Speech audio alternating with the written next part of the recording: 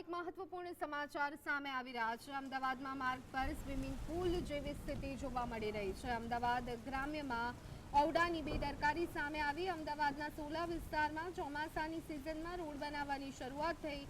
એક બાજુ ખાડા ખોદી નાખવામાં આવ્યા, જેને લઈ વાહન ચાલકોને ખૂબ જ મુશ્કેલીનો સામનો કરવો પડ્યો। વરસાદી પાણીનો યોગ્ય નિકાલ ન થતાં માર્ગો સ્વિમિંગ પુલ જેવા બની ગયા હતા।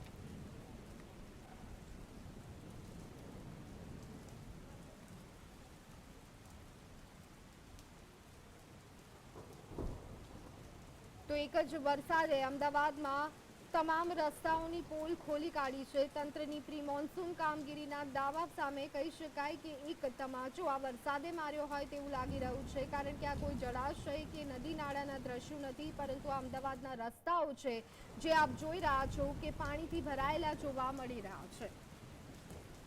તો શેલા પાછળથી તમે દ્રશ્યો જોઈ રહ્યા છો કે અમદાવાદના કોઈ સ્વિમિંગ પુલના નહીં, પરંતુ જવાબદાર તંત્રની ઘોર બેદરકારીના દ્રશ્યો છે। અમદાવાદમાં ચોમાસાની સિઝન આવતી હોય છે ને સિઝન પહેલા રોડ રસ્તા ના બનાવવા જોઈએ, અથવા તો સિઝનના સમય વરસાદનો છે તમે જાણો છો, તે છતાંય ઓરડા દ્વારા અમદાવાદના સેલા વિસ્તારમાં, અમદાવાદ ગ્રામ્યના સેલા વિસ્તારની અંદર રોડ બનાવવાની પ્રક્રિયા જે છે હાથ ધરવામાં આવી હતી। સમગ્ર રોડ બનાવવા માટે ખોદકામ તો કરી દેવામાં આવ્યું, પરંતુ જવાબદાર અધિકારી બપોરે જમ્યા બાદ આરામમાં જતા રહ્યા એવું લાગ્યું।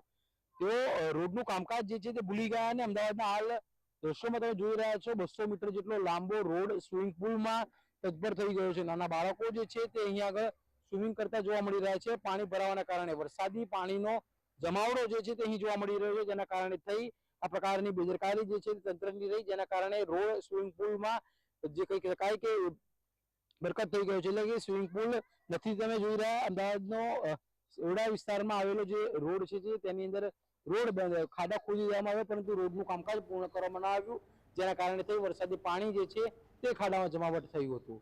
કેમેરા પર્સન સરવાલી સાથે જતીન બારોટ, GSTV।